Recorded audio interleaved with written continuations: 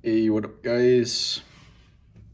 Welcome back to another daily episode. And today,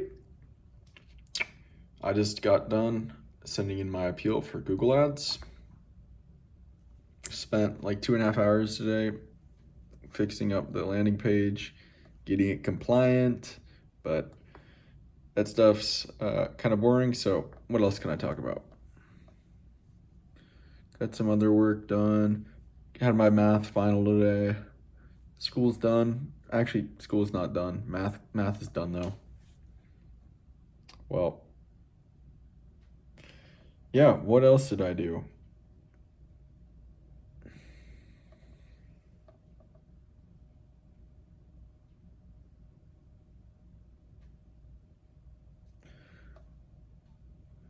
Um, Woke up, got food with my parents, went to the math. I did some math homework this morning, finished that up, took my final. Uh, yep, got our domain, started to transfer that from one host to a new host. Um,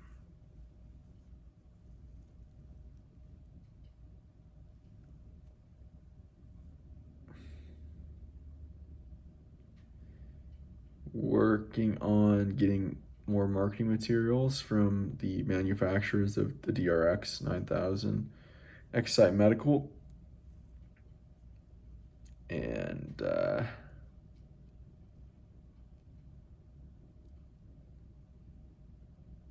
yeah, I guess I spent a lot of time.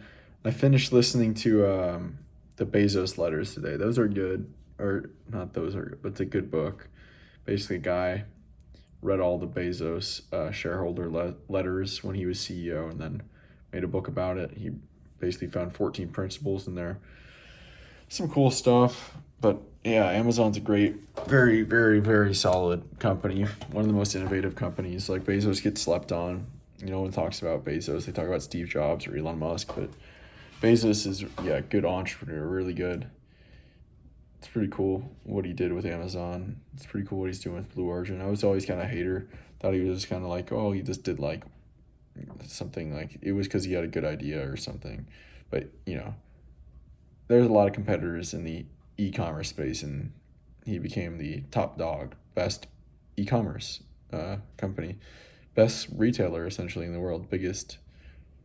I mean, 2 day free shipping. It's great. They're a really good company. They're really innovative, always making new stuff. Uh, yeah. I mean, I don't use the Kindle. I don't use the Amazon Alexa, but those are big, big things they made. I didn't realize they made a Fire phone that flopped. The Fire phone flopped. Yeah.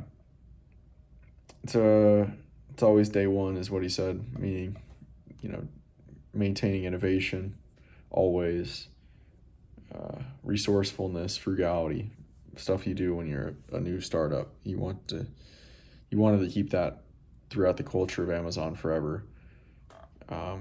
Everybody in the company is held to leadership standards. Everyone's held as a leader. Everyone's allowed to make decisions for themselves if they're they're called type 1 and type 2 decisions. Type 1 decisions, those are the ones that you should deliberate on more. These are big decisions that if you take them, there's no going back. But most decisions, Bezos says, are type 2 decisions, meaning they're two-way doors. You can go back, maybe at some costs or some difficulty, but they're not, or they are somewhat reversible to some degree. So those ones, he says, you should act on much sooner than most people do in business.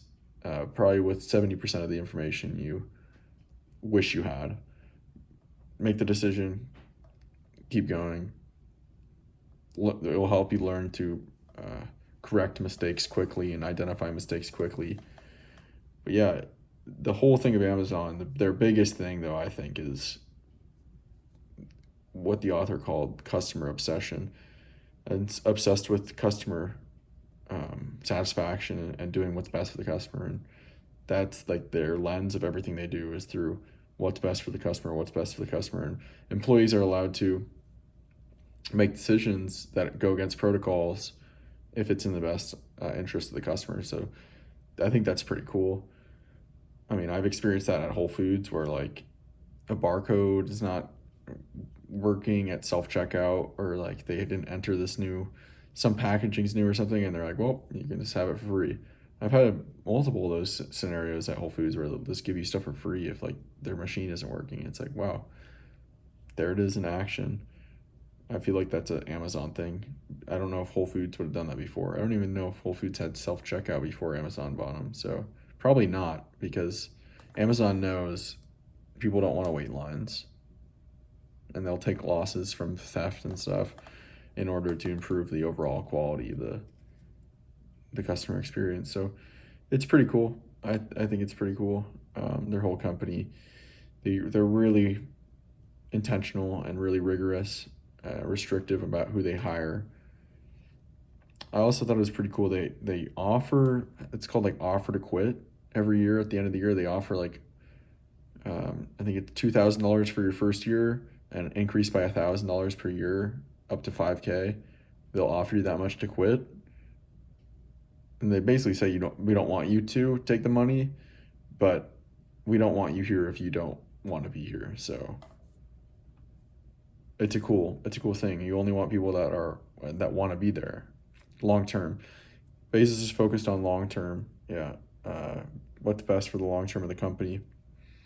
So he promotes stock options and employee owners. He wants everyone to act like owners. So they should have stock in the company. So that's pretty cool. Yeah, it's a cool business, really cool. And I think they were negative for they were in the red. In the red.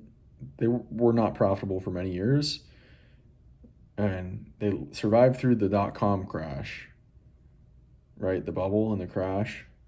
So that's pretty cool. I mean, they went from, I think in 2004, that seems a little late, but somewhere around there, 99, 2004, maybe that's when it was. Their stock went from $116 to like $6. So pretty insane drop. Insane, yeah. But from the internals, he was like, Bezos is like, everything is going up. Everything is improving as a business. And luckily they had enough cash flow at the time to fund themselves, because really the only thing that stocks help the company do is raise capital. And apparently they had enough capital, so they were able to ride it out and keep growing. And yeah, they were negative for a while, but Bezos was like, Wall Street's like, a lot of investors were like, yeah, you're just selling things at 90, you're selling dollars for 90 cents. So of course you have a ton of revenue, but you're always going to be negative. And Bezos is just like, nope, like our expenses are basically fixed. So once we reach a certain scale, then we will be profitable. And now look at them, like insanely profitable company. He was the richest man in the world, and he's up there. But yeah, I think I took a lot of lessons away from that. Don't over analyze, make decisions, and I mean, not just unrationally, but make decisions, type 2 decisions quicker. Be ready to change them. They're a company of constant innovation and invention, constantly trying new things, constantly experimenting, encouraging and incentivizing everybody in the company to do the same, innovate, invent. And another interesting thing is they do a 6-page. Their meetings are small. There's the 2 pizza rule. They never have more than people in a meeting than what can be fed by two large pizzas. So they're small, intimate meetings, but they don't use PowerPoint or any keynotes or anything. Basically, how the meetings work is there's a 6-page paper, like a story, written as like kind of like a story, but it's 6 pages of I don't know. I guess it's something that's been observed that they think it needs to change, and it's not written by anybody, or it's not addressed from anyone. It's written as a group. So it's pretty cool. And then 30 minutes at the beginning, everyone sits there and reads the 6 pages, 30 minutes. Because he knows, like, people are busy if people will bluff through their meetings, acting like they read it or didn't read it fully, or they'll act like they read it, but they just need that buffer time to actually sit down quietly. It's built into their schedule. Sit down, read this, and then we're all on the same page. Now let's talk about it. So pretty cool. Pretty everything about this. The whole business is just really great, or really cool. But yeah, I've been also listening to Alex Hormozy a lot on podcasts, and I like his business style and worldviews and stuff around work ethic and business, and it's pretty simple. Like, one thing he says is, don't overanalyze your fuel. So basically, like, whatever energizes you, don't overanalyze it. Just do the work. Don't question it too much. Just whatever gets the work done, just do it. And he's like, whatever emotions, whatever motivations, whatever you need to do to get the work done, just do it, and like, just win. He's a really simple guy. Really, he makes complex ideas simple. Makes complexity simple. That's another Bezos thing too, and Steve Jobs thing too, and probably a lot of great designers or entrepreneurs or both. But it's getting late here, so I'm gonna call that a day. Tomorrow will be, I don't know what I'll be doing actually. Hopefully I'll get that Google appeal back, but I'll have schoolwork to do. It'll be my last day for physics lab, my last day for computer science lab, and I'll have my computer science final due, so I'll have a bit of schoolwork to do. So great time to be waiting on an appeal to be finished. And yeah, talk to you guys later.